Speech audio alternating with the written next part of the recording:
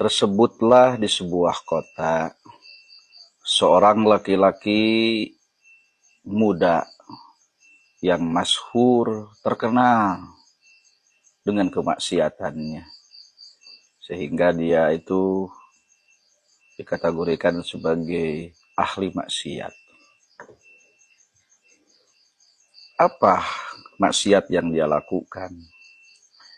Dia ahli maksiat yang sering mencuri dan juga selalu menipu orang lain, dan tak pernah bosan berzina.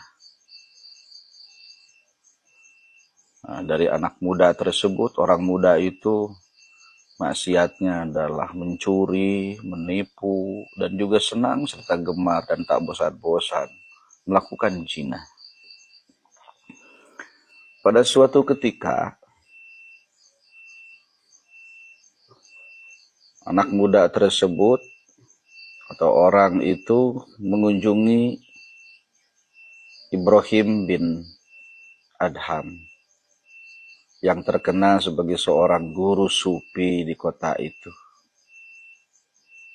yang mengadukan permasalahannya dan persoalannya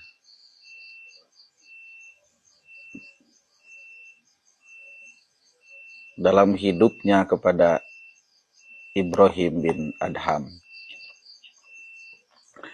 Wahai Tuan Guru, kata ahli maksiat tersebut, aku adalah seorang pendosa yang rasanya tak mungkin bisa keluar dari kubangan maksiat tersebut. Akan tetapi, tolonglah ajari aku seandainya ada cara untuk menghentikan semua perbuatan tercela ini. Nah, rupanya anak muda yang ahli maksiat, ahli pendosa tersebut menyadari bahwa yang dia lakukan itu adalah dosa. Maka Ibrahim bin Adham pun berkata, jika engkau bisa selalu berpegang pada 5 prinsip ini, niscaya engkau akan dijauhkan dari segala perbuatan dosa dan maksiat. Kata Ibrahim bin Adham. Wahai Tuan Guru, kata ahli maksiat itu, apa sajakah perkara-perkara itu yang menjadi prinsip? Sehingga ketika aku memegang prinsip-prinsip tersebut, aku akan terhindar dan dijauhkan dari perbuatan maksiat.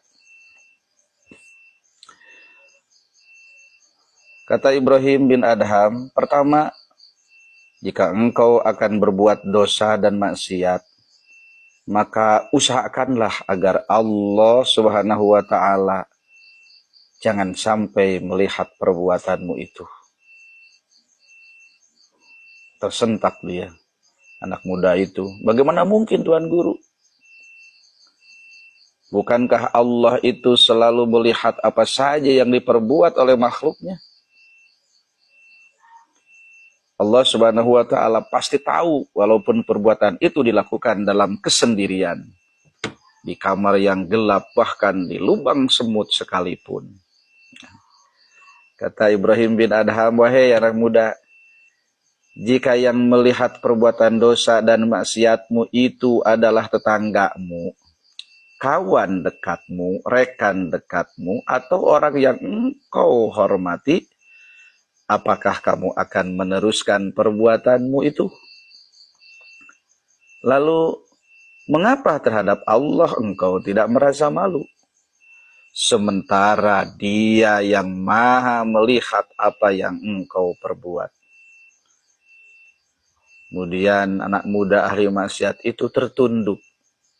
Baiklah Tuan Guru, izinkan aku mendengar prinsip yang kedua.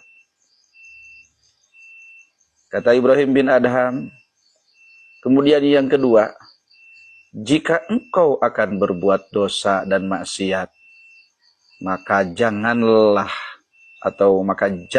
pernah lagi engkau makan rezeki Allah. Ahli maksiat tersebut semakin terkejut mendengar perkataan Ibrahim bin Adham. Bagaimana mungkin Tuan Guru? Bukankah semua rezeki yang ada di sekeliling manusia adalah dari Allah semata? Bahkan air liur sekalipun yang ada di mulut kita dan tenggorokan kita adalah dari Allah juga.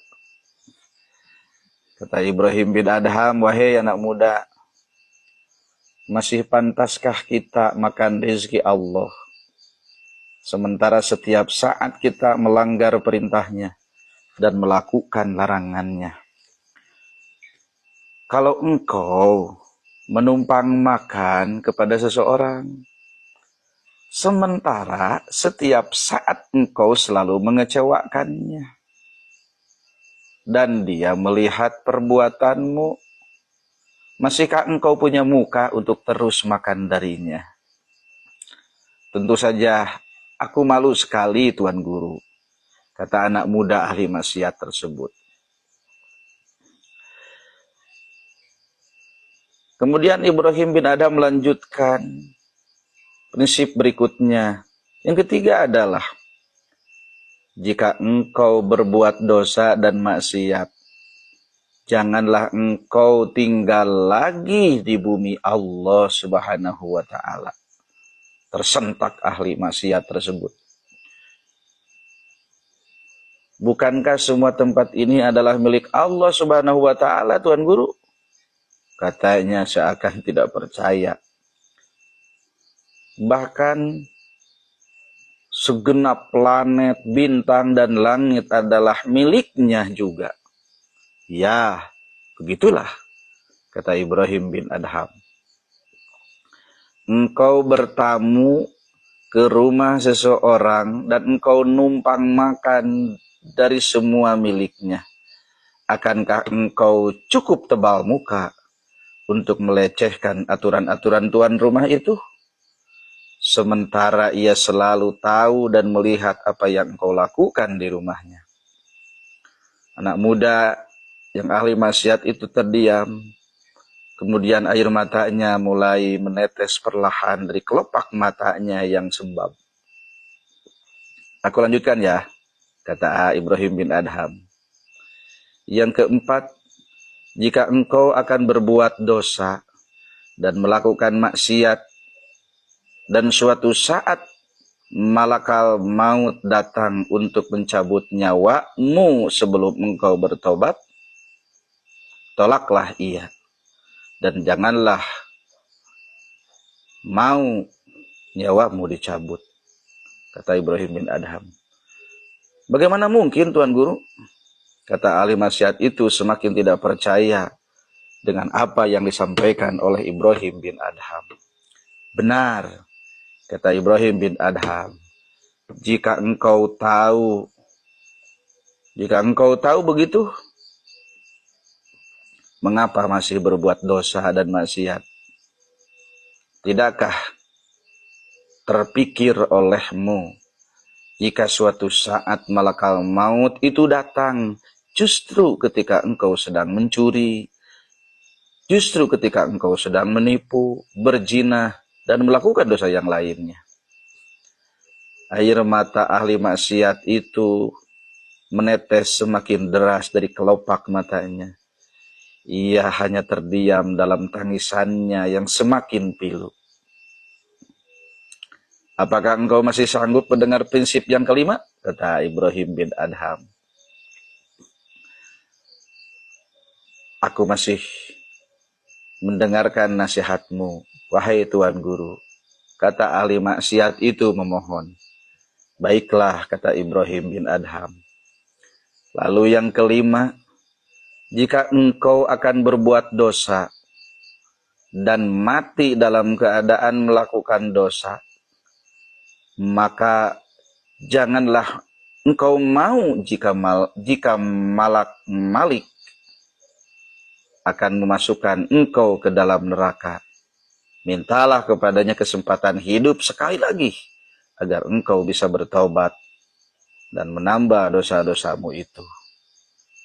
Maka ahli maksiat itu pun menangis semakin keras. Oh, Tuan Guru, kata ahli maksiat itu dengan sesenggukan. Bagaimana mungkin aku bisa minta kesempatan hidup lagi, Tuan Guru? Bukankah hidup ini hanya sekali? Ya, engkau benar. Hidup itu hanya sekali. Kita tidak pernah tahu kapan maut akan menjemput kita. Sementara itu, semua yang telah kita lakukan, semua yang telah kita perbuat, pasti akan kita pertanggungjawabkan di akhirat kelak. Apakah kita masih akan menyia-nyiakan hidup ini yang hanya untuk menumpuk dosa dan maksiat? Akhirnya laki-laki ahli maksiat itu langsung tersungkur badannya. Ia menangis tiada henti. Dalam tangisan itu, ia masih sempat meminta pertolongan kepada Ibrahim bin Adham agar dibantu pertobatannya. Ibrahim bin Adham berjanji akan membantunya. Maka sejak saat itu, orang-orang mengenal ahli maksiat itu sebagai seorang yang ahli ibadah yang jauh dari perbuatan-perbuatan tercela.